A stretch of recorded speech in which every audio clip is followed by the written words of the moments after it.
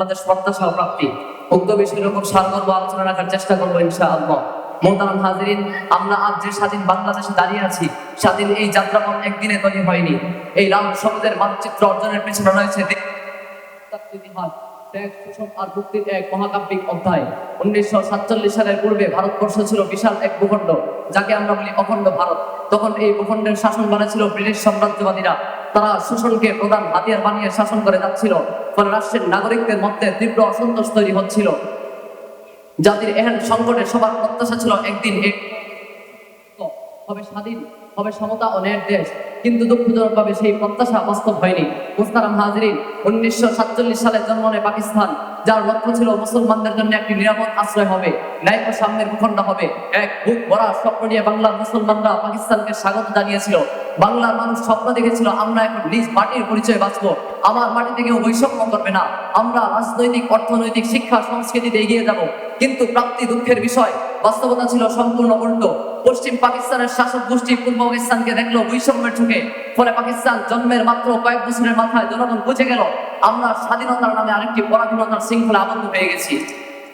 যখন বাংলার মানুষের মুখের ভাষা কেড়ে নিতে উদ্যত হলো তারা, যখন অধিকার চাইতে গেলে ভাড়াটিয়ার মতো আচরণ করতে লাগলো, যখন ন্যায্য অধিকার হরণ করে চূড়ান্ত বৈষম্যের চেহারা প্রদর্শন করে দিল, তখন বাংলার মানুষ প্রতিরোধের চেতনায় জেগে উঠল। অতঃপর 1952 সালে ঐতিহাসিক ভাষা আন্দোলন সংগঠিত হয়েছিল। সে শুধু ভাষার দাবি ছিল না, এটি ছিল পাকিস্তানের শোষণ নীতির বিরুদ্ধে জনবিদ্রোহ, আমাদের অস্তিত্বের দাবি। এই আন্দোলনেই বাঙালি জাতিসত্তার ভিত করে দেয় মাওলানা আব্দুল হামিদ খান ভাসানী, হোসেন শহীদ সোহরাওয়ার্দী, সৈয়দ নজরুল ইসলাম, তাজউদ্দিন আহমদ প্রমুখের নেতৃত্বে শুরু হয় রাজনৈতিক স্বাধিকার আন্দোলন। 6 দফা দাবি, গণঅভ্যুত্থান, সব মিলিয়ে বাঙালি জাতি প্রস্তুত হতে থাকে চূড়ান্ত মুক্তির জন্য। 1970 সালের নির্বাচনে পরিষ্কারভাবে প্রমাণিত হলো, পূর্ব পাকিস্তানের জনগণ স্বাধীনতা চায়, অধিকার চায়, সম্মান চায়, কিন্তু পাকিস্তান সামরিক জান্তা ক্ষমতা হস্তান্তর না করে ভয়াবহ হত্যাযজ্ঞ চালায়। 1971 সালের 25শে মার্চ কালো রাত্রিতে গণহত্যার মধ্য দিয়ে তারা প্রমাণ করলো, বাঙালির প্রত্যাশা পূরণ তো দূরের কথা, বেঁচে থাকার অধিকার পর্যন্ত তারা দিতে চায় না। এভাবে শুরু হয় আমাদের মহান মুক্তিযুদ্ধ, আর সেই ধারাবাহিকতায় বাংলাদেশ স্বাধীন হয়। মোহতারাম হাজিরিন, স্বাধীন বাংলাদেশে, স্বাধীন মানচিত্রে এই পর্যন্ত অনেক কিছুই আমরা অর্জন করতে পেরেছি, কিন্তু এখনো স্বপ্নের বাংলাদেশ নির্মাণ করতে পারিনি। অসংখ্য চ্যালেঞ্জ আমাদের সামনে রয়ে গেছে। দুর্নীতি, রাজনৈতিক প্রতিহিংসা, দারিদ্র, বেকারত্ব, সামাজিক বৈষম্য, নৈতিক অবক্ষয়, এগুলো মোটা দাগে আমাদের জাতীয় সমস্যায় পরিণত হয়েছে।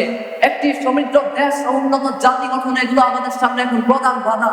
যুগে যুগে সংগঠিত হওয়া আমাদের মুক্ত আন্দোলনগুলো, মানুষের দুঃসাহসিকতা ও জাতীয় আশা আকাঙ্ক্ষার ভাষাগুলো যদি আমরা পাঠ করতে পারি এবং এর প্রতিফলন ঘটাতে বদ্ধপরিকর হই, তবেই বাংলাদেশ অদম্যভাবে আরো এগিয়ে যাবে।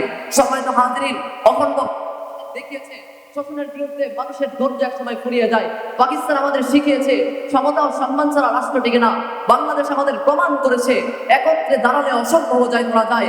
অখণ্ড ভারত থেকে পাকিস্তান হয়ে স্বাধীন বাংলাদেশ আমাদের এই দীক্ষাই দেয় যে এই অর্জনকে ধরে রাখতে, ইনসাফ ভিত্তিক বাংলাদেশ গড়ে তুলতে, সকল দুঃশাসন, দুর্নীতি, স্বৈরাচারিতার বিরুদ্ধে 24শে জুলাই, আগস্টের জাগরণের মতো বারবার আমাদের জেগে উঠতে হবে।